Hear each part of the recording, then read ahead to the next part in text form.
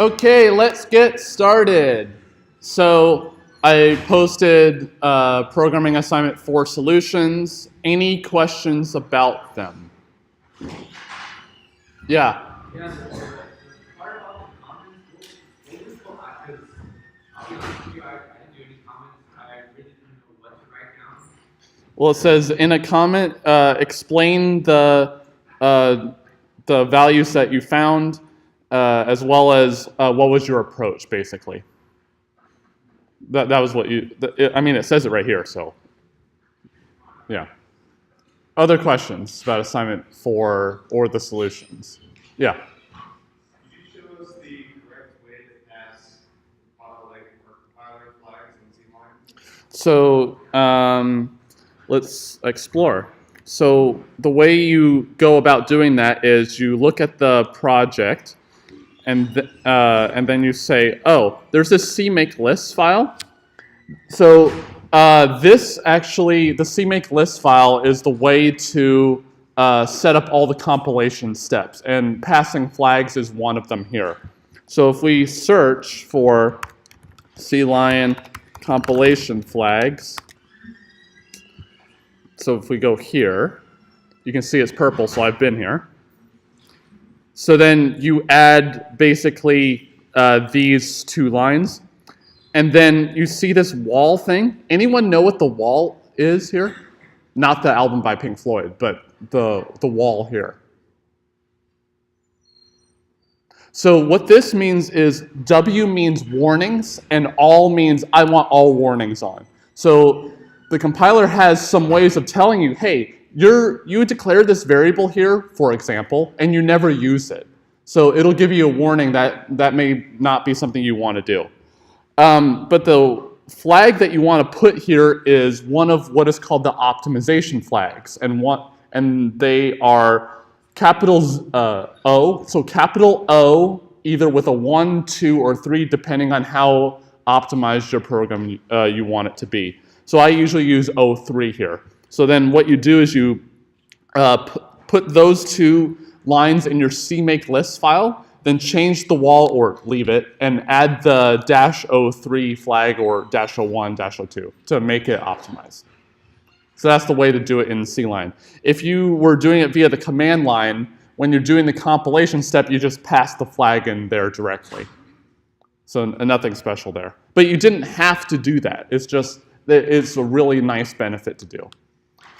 Other questions about assignment 4?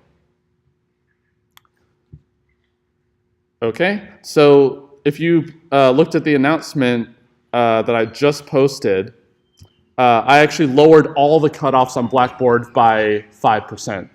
So Merry Christmas in October. So an A+ now is a 90% or above, A is an 85 or above, and so on. So it's to more accurately reflect the current class standings. So these are not final, but it's what should be even more accurate than before. Yeah? So when you say this isn't final, so like, do you ever like increase them back up? So at the end of this semester, you're like, oh, actually you guys are doing better, or do you only lower them? So I decrease them when I see a lot of participation and so all the great questions you're asking, so that really helped there. But also all of the work that you've been doing in the class, and so I saw, yeah, that seems reasonable, so I do that for that reason. Why might I increase them? Because of? What, sir? Yeah, so like if there are a lot of academic integrity stuff, then I may increase them, but it hasn't been too bad. I can't really say more though. So this is where they are. They'll probably stay this way, but most likely they'll go down maybe a hair below this. But of course, I can't make any promises. But if you continue to ask great questions and do well on your assignments, you're doing well on your assignments, so I'm very happy about that, then there's no reason for me not to keep it there. Yeah? I just wanted to go back to the assignment 4. Yeah, Another way to add optimization flag compared to the C-line and the build profile for CMake, if you enable the other profiles, the reduce profile, automatically. Okay, so but normally we run in debug mode here, so you have to add it to the debug flags in the project settings. Are you doing it in project settings or what? Okay. So if we go here to project settings, okay, settings, and then editor, I guess, or and then CMake. Okay, yeah. So CMake options, you would add O3 here.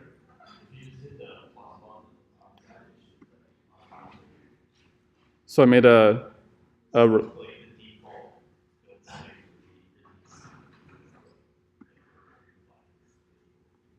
well, it has default here, but it doesn't have that flag there. Oh, okay. So yeah, research your tool chain if you are not sure exactly how it works. But the way via CMake list, I think, is the better way because you're explicitly saying what it is versus relying on this documentation. But any approach is fine. Any other questions about the assignment or grades or whatever? Oh, yeah. How come there's no code for the second problem? Because I didn't really want to code it, but I mean, I can if there's enough warrant from the class for me to do so. Okay, so I'll code it this weekend along with all the other stuff I'm doing. So, but I figured it was straightforward enough because all you're really doing is using a while loop to go through as many times as you need to. The way that you can just do that is just do while true, make it immediately an infinite loop, and only return 0 in the queue case, and just keep going no matter what. For each of the other ones, you can use to lower or to upper to minimize the number of things you need to check. And then if else chain or switch, either way was fine. I was wanting you to use switch. You don't have to use switch. Then you just check the cases and then put code in each one. But I can code it up this weekend. Yeah. Oh, by the way, my program actually finished last week, and it gave me a great result. So I was hoping that this assignment, namely the first part, was to get you thinking about the optimization side of programming. So this program's not horribly long, but it requires some thinking about it instead of just doing a lot of brute force work just to trying to get this program to even work. It's not that long, but it's just you have to think about how to make it even faster. Yeah. One thing that really helped cut down my time that like was using arrays, like I haven't learned arrays yet. Mm-hmm. I was like talking to people that like recommended using arrays because then you can just reference all the values, and so that's something that made it like a lot faster. The issue here is that if you use optimization, what was that? Oh, just for C? Yeah, so I did an array off of C, and then I didn't have to calculate 1,000 C's for every single thing, and it made it like a lot faster. Okay. Oh, okay. I actually get what you're trying to do. Yeah, that'll probably be faster. Yeah. So you make 5 arrays then? So I did one array for C, so it's like 1,000 values for C, and so it calculated. Oh, then you just reference it. Okay. And then I just referenced the array instead of calculating one within for every single. Yeah, that would be faster. Yeah. But I didn't want to go to stuff that we haven't learned yet. But arrays would help in this situation. So good job on that. Other questions about the assignment?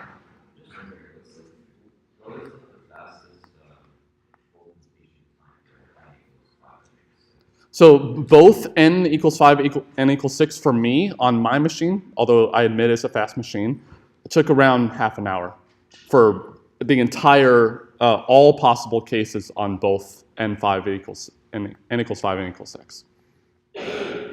So, yeah. It pays to think about this kind of stuff. Other questions? Again, you ask great questions, so good job on that. Okay, so any questions on the material so far, though? Yeah. One more question about assignment 4. Mhm. The counterexample, what do those numbers represent exactly? So this is A1, A2, A3, A4, and then C on the right. Yeah. So it's kind of said here. All of these are for n equals 5. And there are no counterexamples for 6. For n equals 6. So there may be a counterexample with higher values than 1,000, but there weren't any with less than 1,000. Counterexamples and the counterexample, what is it again? Yeah, so like 27 to the 5th plus 84 to the 5th plus 110 to the 5th plus 133 to the 5th equals 144 to the 5th. So yeah, that's the counterexample. Other questions? Yeah. So I've instructed the TAs, we're not going to run your programs. Your part 1 programs, I mean. So what we're going to see is we won't run them to completion. We'll just run them for a little bit just to see what actually happens. But the main thing that we want to check is, are you actually doing loops correctly? Because we were trying to assess about loops here, but also your reasoning and your optimizations and the techniques that you did in here to make it faster instead of just straight implementing. Did you do anything additional to that? So maybe a small number of points for that, but mainly is to organize the loops together. But again, there are many ways that you could have approached this. Yeah. For the bonus problem, I only got one like combination for n equals 5. Do you think I just didn't let it run long enough? Probably. We'll note here that each of these is a multiple of the first one. So probably we won't take, well, since it's bonus, we can't really take points off, but we won't give full points, but most of them for that. Yeah, so what we expected you to do is to print these 6, and then nothing for n equals 6, but I mean, I'm not grading it, so I can't really say. Other questions? Cool, let's get back into material. So last time we started this thing called arrays, which allowed us to put a whole bunch of values of some type, like an integer or string or whatever, into one block of memory. So I can reference a whole bunch of possible variables all at the same time. So we saw some examples like this one, where we say, oh, we want to make an integer array, and we want 5 integers to be in this array. I don't know necessarily that they're going to be laid out in some way in memory, but I know I can reference those 5 things in memory. But the way that they really are structured is that they're laid out in contiguous blocks in memory. So in this case, the first integer is going to be in some block of memory, then the second integer is going to be directly adjacent to that, then the third element's directly adjacent, fourth and fifth, and so on. And it carries on the same way if I made a 1,000 integer array. So we came up with some examples of this. We can have doubles if we want to. We can have integers, we can have strings, we can have many types of arrays, any type we want. Even for classes that we make ourselves, like a student class or a car class or anything that you want to think of, we can do exactly the same type of thing. So the way we access array elements is through the square bracket operator. So we can both set to a particular index of this array as well as get from the array in the exact same way. So here I'm setting to the 0th index of the array. So what element is that? 0th index? The first element, right? Because remember, array, well, indices in general, but array indices start at 0. So if I have n elements in an array, what index is the last element? N minus 1, because they start at 0. So here, if we have 5 elements here, then let's just say that there are exactly 5. Then Tessa 4 is the last element in the array. So then the last element I'm setting to be the first element plus the second element, index 0 and index 1. So this one's actually interesting, and I didn't really talk about it. So I'm trying to print the array. So maybe I want to print all the values in the array just to see what the array looks like. Well, you actually can't do this. Anyone know why? It says illegal due to missing subscript, but what if I actually did this? So let's just figure it out. So let's just say that I fix my build settings and we go back here. So let's just say I want to print out the tests like this. And there's no compilation error. And let's just see if I run. Let's see what happens. Anyone know what that is? Yeah. It's actually, there's only one address here because there's only one 0x.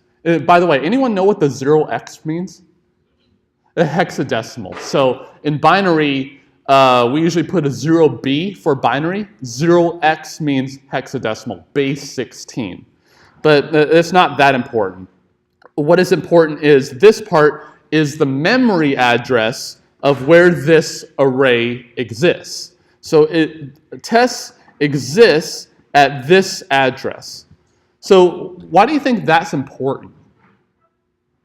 So for example, if I wrote tests of 1 here, just to say I want to print this value 20, well, it's got to look up that memory address. How does it know where that memory address is?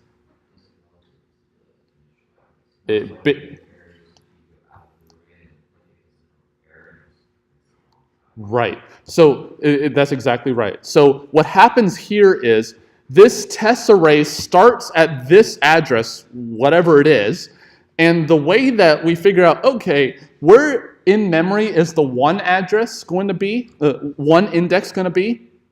Well, we figure out, okay, the size of an integer, let's say, is 4 bytes.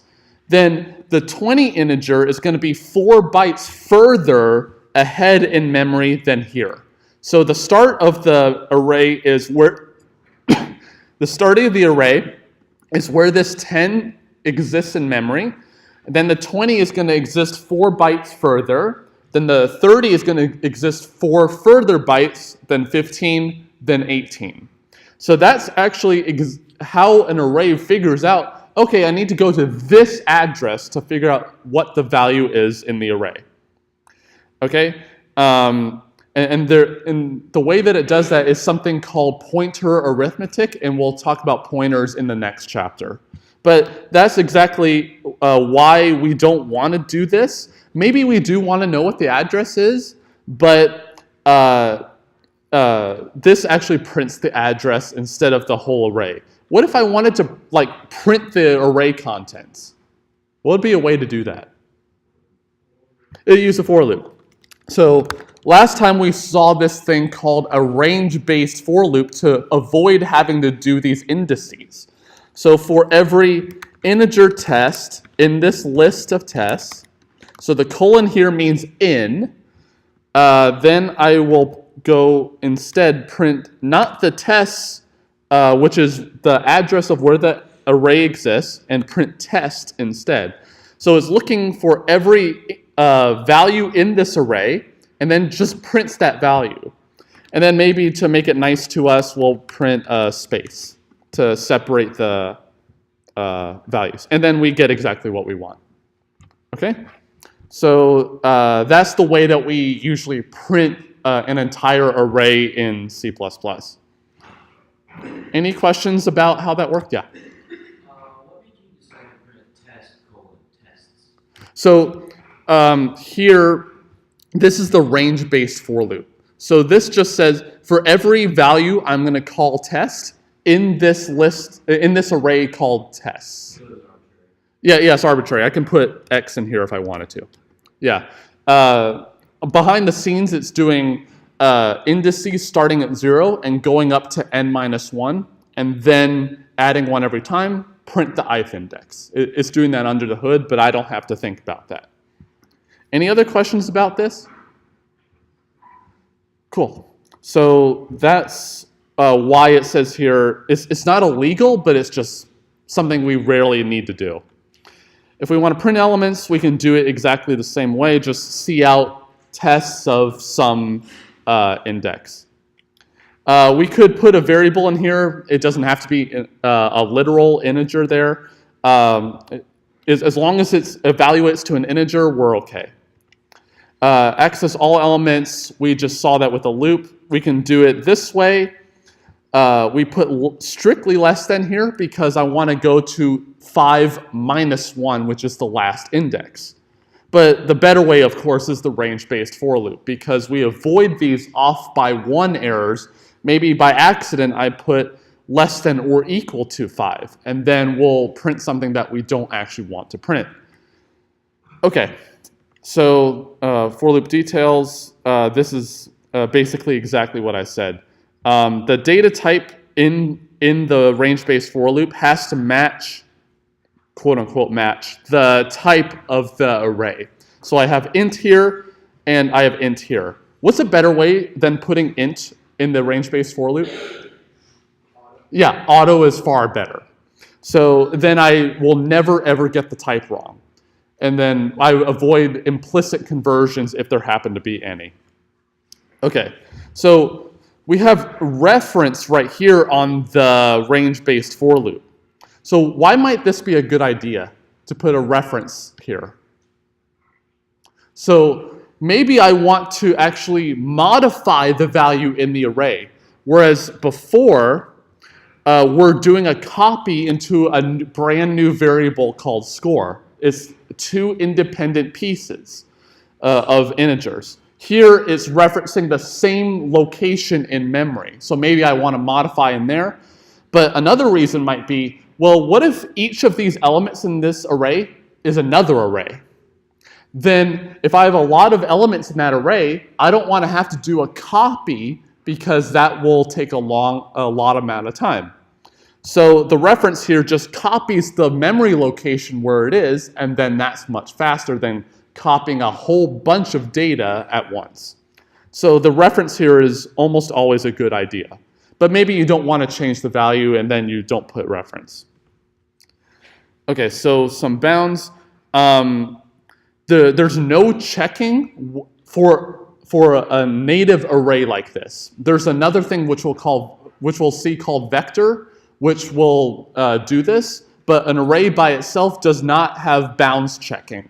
So if you, on accident or on purpose, write into something past the end of the array, you're freely allowed to do so, pretty much. So just try to keep it within the array bounds. Yeah, so off by 1 errors, I kind of mentioned that already. Range-based for loop, yeah, it's super cool. Use range-based for loop unless you absolutely need the index, but even then you can always avoid that. You can, for this example, I still can access the ith element and get the index by doing this. So let's say I have an index called I out here. I set to 0, and then I++ in the middle, in the range-based for loop. So then here I can access the ith index in the exact same way. So even with this, I still recommend the range-based for loop, even if you need the index. So please use the range-based for loop, because it saves lives. I'm not kidding.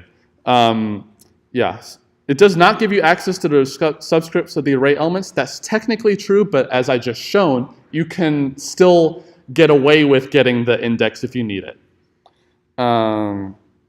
Yeah, if you need the element locations, even this is not totally right, so just use the range-based for loop. It'll save you from so much hassle. I can attest to that. Initialization. So remember last time when I made this integer array and I just printed the elements, one of the elements was like -2 billion or something. There's actually a very deep reason why that's true, and it's beyond the scope of this class. I researched it.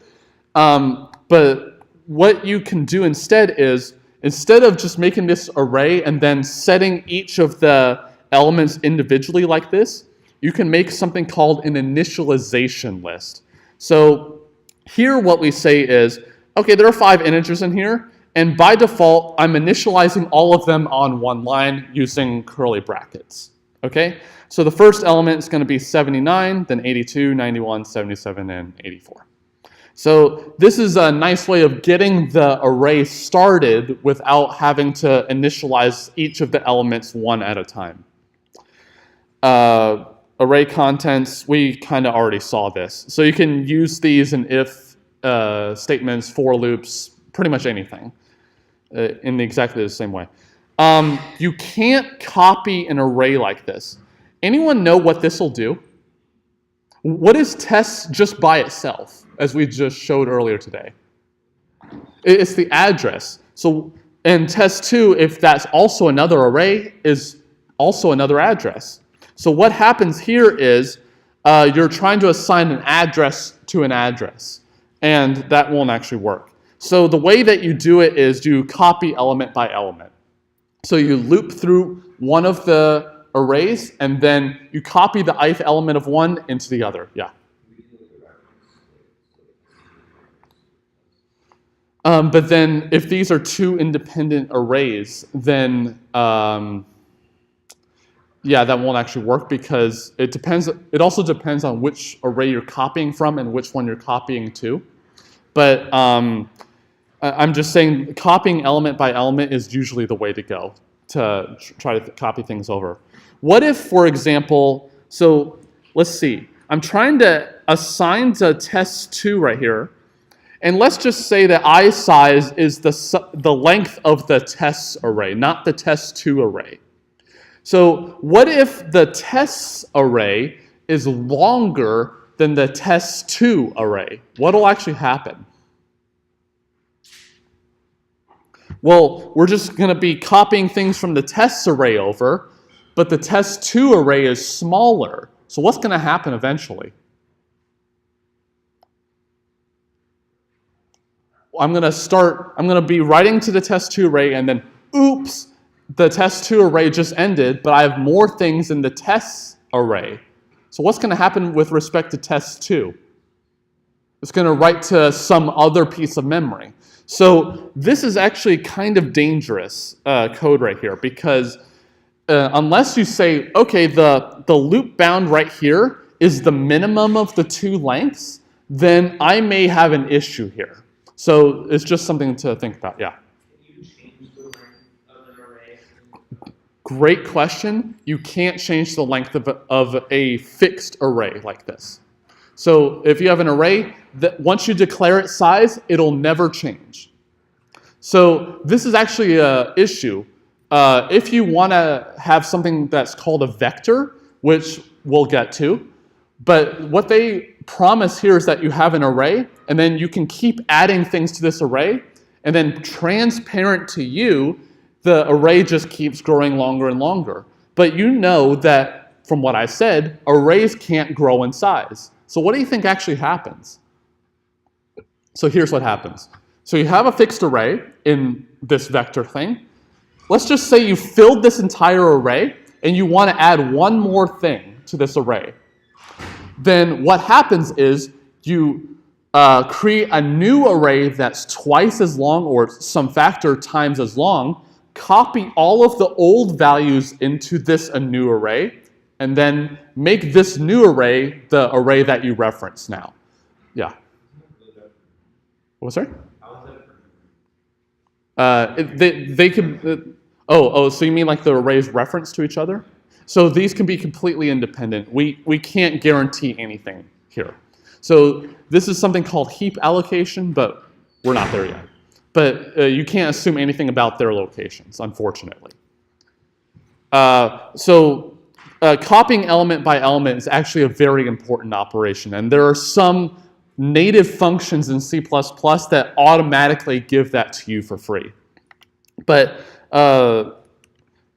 just be careful about trying to move elements of one array into another unless you can guarantee the number of times you will go through the loop and how high the index will be on one of the arrays. Yeah, you can't compare equality like this. There's this way that you can do it where you say, oh, okay, I'm going to assume that the arrays are equal, And then if at any point we find that the corresponding indices, so like say index 0 of the first array and the index 0 of the second array, if they mismatch, then the arrays cannot be equal with respect to their values. So then I say r equal to false. And then I just keep marching through the array, and if at every single point I say, yeah, they are equal, then the arrays are the same. Okay? So therefore, this will check equality. But there's a much better way in C++. You had a question? Put the if statement as an and in the while. Yeah. So yeah, you can do that as well. So you could say, as was suggested, while, yeah, so the way you do it is, so don't ever code like this. But the way that you can do it is, let's just say that I have another array here I call test2. And then the way you do it is while, so I set my index to be 0. And then the way you do it is while tests of indx and not equal, sorry, is equal to test2 of index, yeah. And then an empty loop, but here I put plus plus to move the indices in the statement forward, as well as index is less than 4. And then this will actually, we can't modify it here. We need to index plus plus here and this, I think. Yeah, that'll work. So here you just say, while, if they're the same, then we're going to march on, move the index higher, and then if we go too far, we break out. And then if at one point they're not equal, then the loop terminates, and then we just keep marching through. And then this bound actually this should be less than 5. So then this loop will terminate at some point, and then the value out here of index is the place of where the two arrays are different. So at some point, either they're the same all the way through, in which case index is 5 because we incremented right here, and then this condition will fail, or that they're not equal at some point, at which point I immediately get out of the loop, and then index is the point at which they are different. So you're right, you can do this in here, but this is cumbersome to do. Yeah? Does the while loop check index plus plus before or after? So great question. You want to know an answer? So this is one of the weird things about C++, is that there's a weird rule which says that the order of evaluation is not specified in general. Usually they do left to right, but the compiler is totally free to say, oh, I'm going to do this plus plus first, and then I'm going to do the check right here, and then I'm going to do the index less than 5. I don't know of any compilers that actually do that, but there's nothing in the standard which prohibits that. So again, this code is dangerous, okay? So, but if I had index plus plus and index less than 5 and the check on separate lines, then it has to do those in order, okay? And yet there's a better way in C++. There's a function called equal, and then you pass in the two ranges of the arrays that you want to check if they're equal or not. And then the equal function will do all the work for you instead of having you to reinvent the wheel yourself. Because you might think, well, hasn't someone already made a function where it checks whether two arrays are equal or not? Most likely someone's already done that. And in the C++ language, there is a function to do that. So I want to move on to this example because it actually demonstrates what I just said a lot more clearly. So we could find the sum or the average of things in the array. So let's just say, well, of course, the average doesn't not necessarily have to be an integer. It could be a fraction. So that's why we put float here. You can put double here. It doesn't actually matter. So then what I do here is I make my sum initially 0 because I haven't seen any integers yet, so therefore the sum is 0. Then I look through the entire array. I'll look at the range-based one. So I look at each of the numbers in the tests array, and then I add that value to sum. So I add all of the values in tests to sum. Then if I want the average, I just take the sum at the very end and divide by the number of the integers, which is, in fact, the average. Any questions on how this works? So let's actually implement this. So maybe we can have let's just do sum, not average. So let's just say I have our normal test array here. So I'm going to make a float sum out here, and then let's just see out the sum at the end. And then if we run this, it should work just fine. And it prints the sum, no issue. Look at this header I included up at the top. Watch this. So we'll make sum equal to accumulate of tests and tests plus 4, 0. And then see out sum. So comment this out. We'll see what actually happens. Oh, I should declare my sum. Oops, I think I need a 5 here. That was my bad. This code does the exact same thing. Which is better, the code on the top or the bottom? Bottom, why? Yeah. Because the more we refine it's more self-explanatory for the user. Exactly. It's a lot easier to read. You're guaranteed to not get it wrong if you get this correct. As long as you pass in the right range, you're all good. What if I wanted to sum the middle 3 elements, not the beginning and not the end? Well, I can just say plus 1 here and plus 4 here. So I'm saying I'm moving 1 ahead from the beginning and starting at the 20, and the plus 4 means I'm going to go up until and include the 15. Can I do that with the range-based for loop? Like start 1 from the beginning and 1 from the end? No, I can't actually do that. So this is why I have this numeric header up here, so that you can actually have some functions and use them instead of having to re-implement everything yourself. Someone's probably already made a sum or accumulate function before. Yeah. Right. So if we look at the accumulate function, I haven't done this, but let's just take a look at it. Yeah.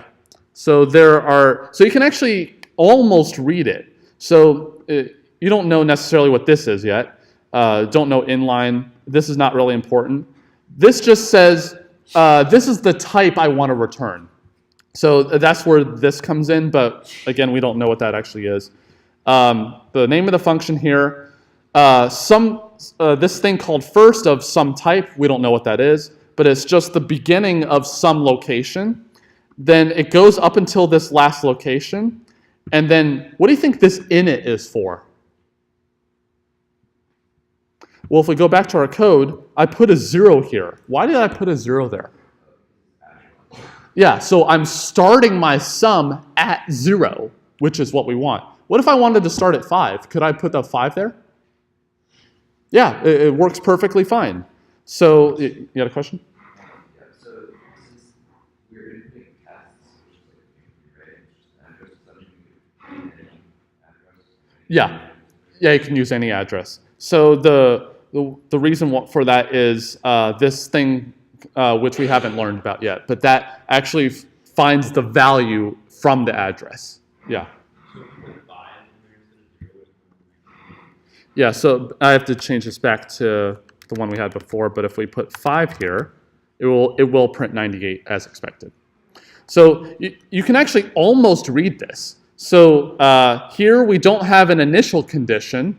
Here we're just saying, while the thing called a pointer, but that's not really important yet, but the thing that's looking at the element we're currently looking at, while that's not at the very end, we're just going to march it along and add it onto this init value, and then just return the init value. So we're starting at 5 now, and then just keep adding the values to this init value. So you can actually almost read this. So you don't have to implement a sum thing like this. So then if I want the average, I can just take this thing from what I have already, and then I can have average be sum divided by 5 in this case. And then I can print the average if I wanted to. So if we do this, start at 0. So the average only really makes sense if you start the sum at 0, of course. But if we do this, then I can get the average, which is this, as we expect. So the thing I want to steer you in the direction of is don't reinvent the wheel, right? Look up the function that you want to actually do and see, has this been implemented before? And then if yes, use it, because people have been working on these things for years, trying to optimize them as much as possible.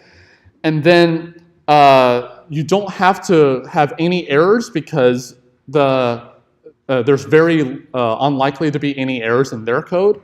So it makes your life a lot easier. Okay, any questions about this? Yeah. You said earlier that just saying the name of the array gets its access location. Mm-hmm. So then how is adding 5 to that working? Great question. Anyone know? So why does +5 here mean the end of the array? Yeah. It's not actually adding 5 to the hexadecimal. It's adding 5 times the size of each of the elements in the array. So each of the elements is, let's just say, 4 bytes. Then this +5 will be +20 from the starting address. But again, we don't necessarily need to worry about that. This is actually more low level than the stuff I'm going to show you later in something called a vector. But if you want to work with raw arrays like this, adding 5 here is times the size of each of the elements in the array. Any questions about that? There's actually a very quirky thing if you use something like a string here, but it'll still work exactly the same way there. Okay, so then we can find the sum or average. You can use accumulate for this. For the sum, there isn't one for average, but it's not that hard to get the average from the sum. If we want to find the largest, then we can just say, well, the largest element might be the first value in the array. So then we just say, oh, the largest, we're going to initially set the first element of the array, and then we're going to march through the array, and then if at any point we say, oh, the value that we're seeing right now is larger than the thing that I just saw, then the largest value must be that thing currently. And then I march all the way through, and then I say, oh, the value at the end must be the value of the largest element in the array. Do you think someone's made this function before? Yeah. So there actually is a function, and I think it's in the algorithm header, but we'll see. So let's include algorithm. And then if I want the max instead, I can use something called max element. So max element will take the exact same parameters as the accumulate function does. Okay, I think I might have to do that. Yeah. Don't worry about this right now. We'll talk about that in the next chapter. But max element is something that's already defined in the C++ language. You don't have to reinvent the wheel here. So you're less likely to get it wrong that way. So reuse components already in the library. It'll make your life far better and much fewer headaches here. But if you want to just straight do it yourself, here's the way to do, or a way to do it. Yeah. Yeah, so this is something that we haven't talked about yet, something called a pointer, and that's we're going to discuss in the next chapter. But this just says, this is the end address, but I need to specify the begin point and the end point, and then accumulate or max element is just going to march through from the beginning until it hits the end, and then once it hits the end, it stops. So this is just a way of saying this is the end of the test array. But this is something called pointer arithmetic, and we'll talk about that next chapter. The key here is just reuse components already in the library. That's all I'm really saying. Yeah, so when should you use an array? If you're just processing the elements only exactly once, then there's no need to keep the values there, right? Because you're never going to need them once you see them. So if you remember back to one of the labs where I asked you to find like this arithmetic mean, geometric mean, and harmonic mean, the reason I chose those was because I knew that you only needed to see the values exactly once. You didn't need to go back and re-evaluate some of the things before, at which point you'd have to store the values there. So on the next lab for next week, I'm going to have some other thing based off of that, but you're going to have to use an array this time because you're going to go through the array multiple times. Okay? So if you want to find the sum of inputted numbers, then you don't actually need an array for this because you could just have the user input values, and as long as they're inputting values, add it to the sum, and then the average is just the sum of the things that were inputted divided by the average. And the same reasoning for the largest or the smallest value in an array. You don't actually need the values stored there. But if you need it to process something more than once, you definitely need an array for that. Because unless you can guarantee exactly how many elements are there, then you need an array for this. Yeah. So if you wanted to calculate the average and find what values are larger or smaller than the average, you actually do need the values there. Because you need one pass for the average, and then one more pass to print the values that are smaller than the average, and then one more pass to print the ones that are larger than the average. Or it depends on what you're trying to do here, but you need multiple passes. Okay. Sometimes you have partially filled arrays, like the example we did last time, where I initialized one of the elements and none of the others. Sometimes you actually do need to know how many elements are initialized.